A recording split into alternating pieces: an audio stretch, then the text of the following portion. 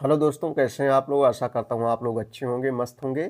आज की इसके वीडियो में हम जो है कक्षा 11 के विद्यार्थियों के लिए इतिहास का जो है मॉडल पेपर लेकर आए हैं, जो 2025 बोर्ड एग्जाम के लिए मोस्ट इम्पॉर्टेंट रहेगा। बच्चों या एनसीईआरटी रहेगा और सभी बोर्ड के स्टूडेंट्स के लिए इम्पोर्टेंट रहेगा।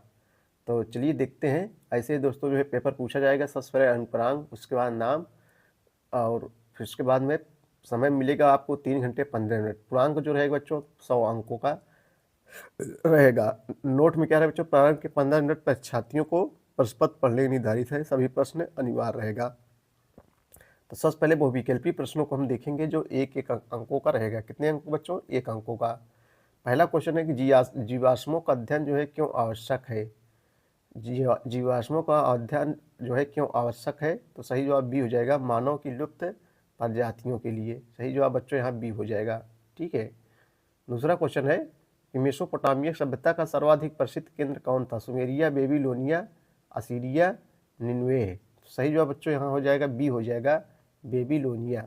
यही मेसोपोटामिया की सभ्यता का सर्वाधिक प्रसिद्ध केंद्र जो है बेबीलोनिया था। अगला क्वेश्चन है 3 महाद्वीपों में फैला हुआ साम्राज्य कौन था। ब्रिटिश साम्राज्य, भारतीय साम्राज्य, रूसी साम्राज्य, रोम साम्राज्य। 3 महाद्वीपों में फैला हुआ बच्चों वो था रोम साम्राज्य। सही जवाब जो है ए हो जाएगा, 3 महाद्वीप। अगला क्वेश्चन है कि इस्लाम धर्म से है। मोहम्मद साहब का जन्म जो है बच्चों कब हुआ था। मोहम्मद साहब का जन्म जो है कब हुआ था। 4 ऑप्शन दिया गया है। सही जवाब बच्चों बी हो जाएगा, 527 में मक्का में हुआ था। मक्का कहाँ है बच्चों? सऊदी अरब में स्थित है। हजरत मोहम्मद साहब का जन्म 527 में मक्का में हुआ था। चलिए अगला क्वेश्चन है कि चंगेज खान की बच्चों मृत्यु कब हुई थी। चंगेज खान की जो है मृत्यु कब हुई थी। देखो एक एक नंबर सब रहेगा, तो 5 का सही जवाब बच्चों जो है सी हो जाएगा, 1227 1227 में चंगेज खान की जो है मृत्यु हुई थी। मध्यकालीन यूरोप की प्रमुख विशेषता है सामंतवाद, दास प्रथा, नगरीकरण, अंधविश्वास। तो 6 का सही जवाब दोस्तों हो जाएगा ए हो जाएगा, सामंतवाद। मध्यकालीन यूरोप की प्रमुख विशेषता सामंतवाद थी। अगला क्वेश्चन है क्वेश्चन नंबर 7 देखेंगे हम लोग। नई दुनिया की खोज बच्चों जो है किसने की थी। नई दुनिया की खोज जो है किसने की थी, तो कोलंबस ने जो है की थी। नई दुनिया की खोज कोलंबस ने की थी। वास्को, भारत की खोज किसने की थी बच्चों, और वास्को डी गामा ने जो है की थी। अगला क्वेश्चन है वास्को डी गामा जो है कालीकट किस वर्ष पहुंचा था। अभी चर्चा हो रही थी वास्को डी गामा की, जिसने भारत की खोज की थी।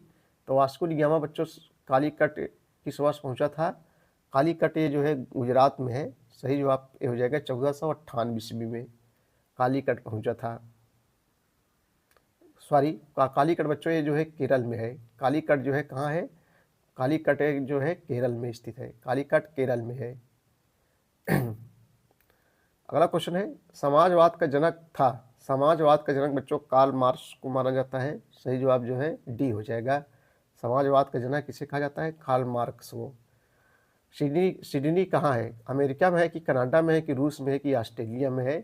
तो सिडनी ये जो है ऑस्ट्रेलिया में है। सही जवाब डी हो जाएगा। चलिए अब हम लोग उत्तरी प्रश्नों को देखेंगे जो 3-3 अंकों का रहता है बच्चों। बहुत ही मोस्ट इंपॉर्टेंट क्वेश्चन है, सब परीक्षाओं में जो है पूछे गए हैं, कई वर्षों पूछे जा रहे हैं। पहला क्वेश्चन है कि सनायत सेन जो है, सनायत सेन कौन थे। 3 नंबर का है, सनायत सेन जो है कौन थे। तो उत्तर हो जाएगा बच्चों, हम लोग उत्तर सही देखेंगे। सनायत सेन जो है आधुनिक, सनायत सेन आधुनिक चीन के निर्माता और चीनी राष्ट्रवाद के जो है क्या थे, उन्नायक थे। ठीक है। अगला क्वेश्चन है कनाडा की खोज जो है किसने की थी। कनाडा जिसकी राजधानी बच्चों कहाँ है, कनाडा की राजधानी कहाँ है, ओटावा है। कनाडा की राजधानी जो है ओटावा है। कह रहा है बच्चों की कनाडा की खोज किसने की थी, तो कनाडा की खोज जाक कार्टियर ने सन 1535 में कनाडा की खोज जो है की थी। कनाडा शब्द की उत्पत्ति कनाटा से हुई है, स्थानीय भाषा में जिसका तात्पर्य गांव से है। जिसका तात्पर्य क्या होता है बच्चों, गांव होता है। चलिए भैया अगला क्वेश्चन देखेंगे मेरे भाइयों। औद्योगिक क्रांति सर्वप्रथम कहाँ प्रारंभ हुई थी। औद्योगिक क्रांति सर्वप्रथम कहाँ आरंभ हुई थी, आपको बताना है। मोस्ट इंपॉर्टेंट क्वेश्चन है, तो बच्चों कॉम्पिटिटिव एग्जाम के लिए मोस्ट इंपॉर्टेंट है। औद्योगिक क्रांति सर्वप्रथम बच्चों इंग्लैंड में आरंभ हुई थी। कहाँ हुई थी, इंग्लैंड में जो है आरंभ हुई थी। उपनिवेशवाद का जो है क्या अर्थ है। अगला क्वेश्चन है कि उपनिवेशवाद का जो है क्या अर्थ होता है, ये भी 3 नंबर का है। आइए इसका उत्तर हम लोग देखते हैं। देखो, उपनिवेशवाद उन राजनीतिक, आर्थिक और सामाजिक नीतियों का नाम है जिनके आधार पर कोई भी साम्राज्यवादी शक्ति दूसरे देशों पर अपना प्रभुत्व बनाए रखना अथवा इसका विस्तार करना जो है चाहती है। प्रभुत्व माने होता है सर्वोच्च शक्ति, विस्तार करना चाहती है, उसे क्या कहते हैं, उपनिवेशवाद कहते हैं।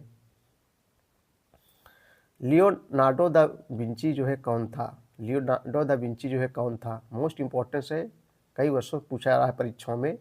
लियोनार्डो दा विंची कौन था, तो बच्चों उत्तर देखेंगे लोग। लियोनार्डो दा विंची एक महान कलाकार था। वह अपने 2 बहुचर्चित चित्रों द लास्ट सफर और मोनालिसा के कारण जो है विश्व भर में जो है प्रसिद्ध था, विश्व भर में प्रसिद्ध था। इसकी 2 बहुचर्चित चित्र द लास्ट सफर और मोनालिसा। सामंतवाद की जो है परिभाषा दीजिए। अगले क्वेश्चन की ओर हम लोग चलेंगे। क्वेश्चन नंबर 16 है, सामंतवाद की जो है परिभाषा दीजिए। तो आइए बच्चों इसका उत्तर देखें। देखो, सामंतवाद एक ऐसी व्यवस्था है जिसमें स्थानीय शासक उन शक्तियों का प्रयोग करते हैं जो राजा या केंद्रीय सत्ता को जो है प्राप्त होती है। नेक्स्ट क्वेश्चन देखें 17 नंबर, तैमूर के भारत पर आक्रमण के जो है क्या उद्देश्य थे। तैमूर के जो है भारत पर आक्रमण के जो है क्या उद्देश्य थे, तो उत्तर देखेंगे। तैमूर के भारत पर आक्रमण के उद्देश्य बच्चों निम्नलिखित थे। नंबर 1 ख्यात अर्जित करना, नंबर 2 धन लूटना, नंबर 3 इस्लाम धर्म का जो है प्रचार करना। ये तैमूर के भारत पर आक्रमण करने के बच्चों 3 उद्देश्य थे। फिरदौसी कौन सी पुस्तक जो है लिखी है, छोटा सा क्वेश्चन है। फिरदौसी ने बच्चों शाहनामा नामक पुस्तक लिखी है। फिरदौसी ने शाहनामा नामक जो है पुस्तक लिखी है। सीनेट क्या है, तो सीनेट बच्चों कुलीन वर्ग का एक समूह था जो शासन चलाता था, सीनेट।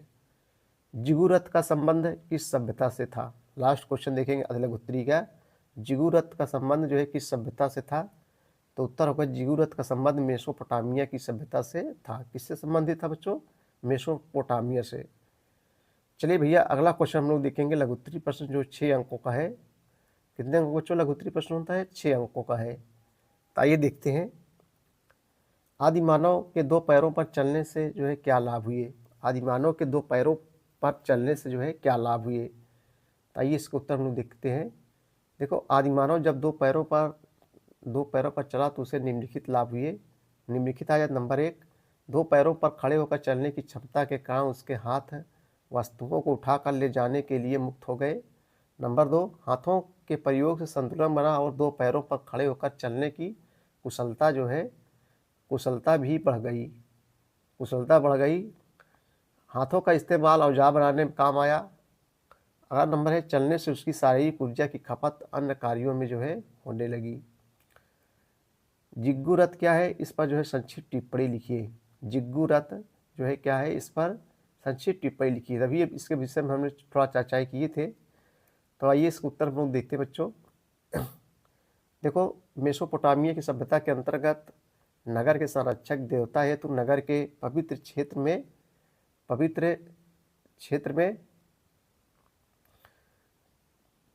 में एक मंदिर का निर्माण कराया जाता था जिसे जिग्गुरत या जिग्गुरात कहा जाता था। यह मंदिर किसी पहाड़ी पर या ईंटों के बने ऊंचे चबूतरों पर निर्मित किया जाता था।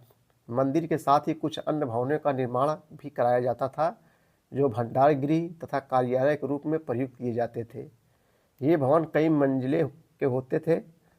इन भवनों की सबसे ऊंची मंजिल पर देवता का निवास जो है माना जाता था तथा यहाँ बैठकर ज्योतिषियों द्वारा जो है ग्रहों एवं नक्षत्र का जो है अध्ययन किया जाता था। इसी को जो है जिग्गुरात कहा जाता था। ठीक है भैया।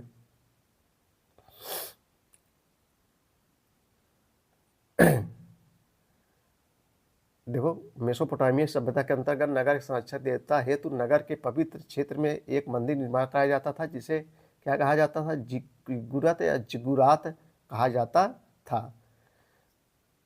तो आप बच्चों जो है लिख सकते हैं।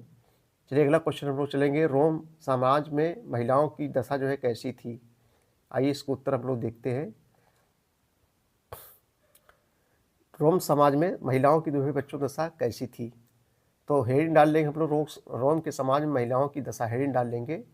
उसके बाद लिखेंगे नंबर 1, रोम के समाज में महिलाओं की स्थिति जो है सुदृढ़ नहीं, मजबूत थी। पत्नी अपनी संपत्ति अपने पति को जो है हस्तांतरित नहीं करती थी और पैतृक संपत्ति, पैतृक माने पिता होता है, पैतृक संपत्ति पर जो है उसका जो है अधिकार बना रहता था। नंबर 2, महिलाएं अपने पिता की जो है मुख्य उत्तराधिकारी बनी रहती थी। उत्तराधिकारी माने होता है बात का शासक।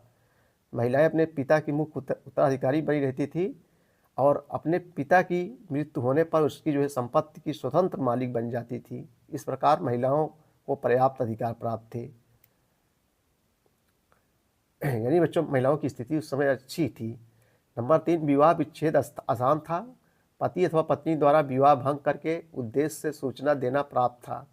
लड़के लड़कियों की विवाह की आयु में पर्याप्त अंतर था, फिर भी महिलाएं पुरुषों पर जो है अधिकार रखती थी। चलिए अगला क्वेश्चन देखेंगे हम लोग। बागदाद कहाँ है और क्यों प्रसिद्ध है? आइए इसका उत्तर हम लोग देखते हैं। बागदाद बच्चों कहाँ है और क्यों प्रसिद्ध है? देखो, बागदाद अरब प्रायद्वीप के देश इराक की जो है राजधानी है।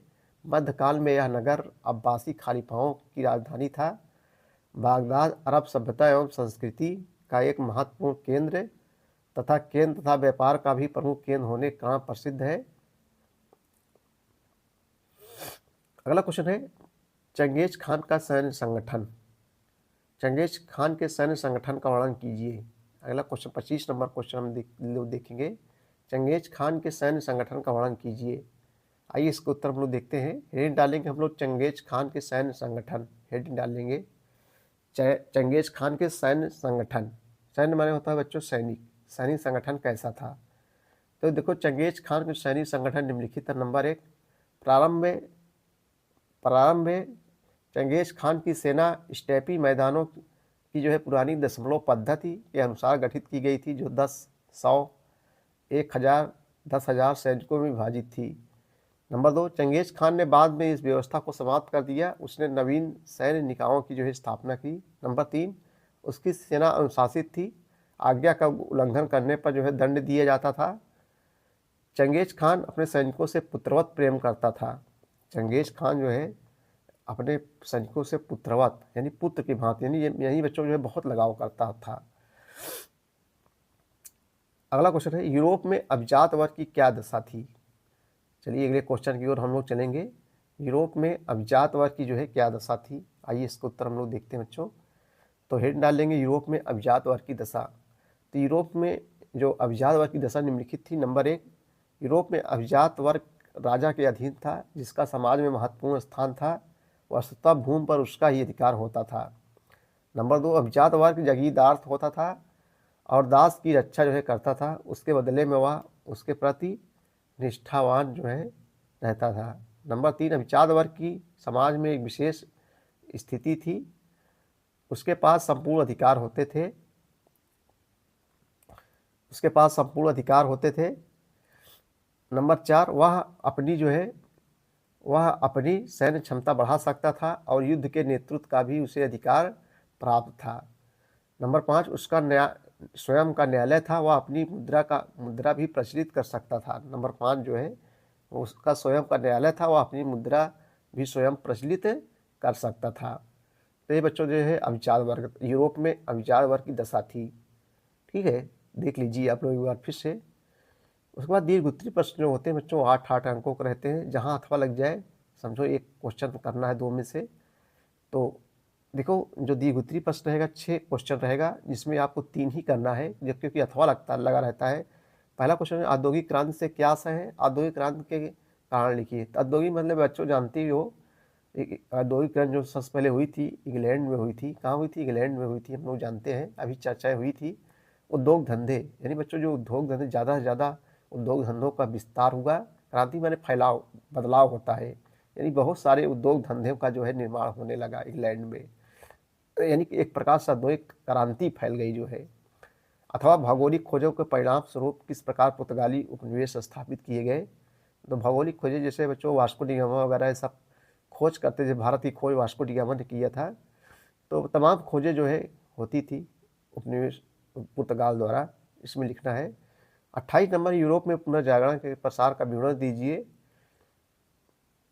अथवा करके रहेगा, 2 में से करना है। मध्यकालीन यूरोपीय समाज के प्रमुख वर्गों का विवरण दीजिए। तो बच्चों जो है इस प्रकार से जो है क्वेश्चन पूछे जाएंगे। तो वीडियो देखने के लिए बहुत बहुत धन्यवाद। Thank you.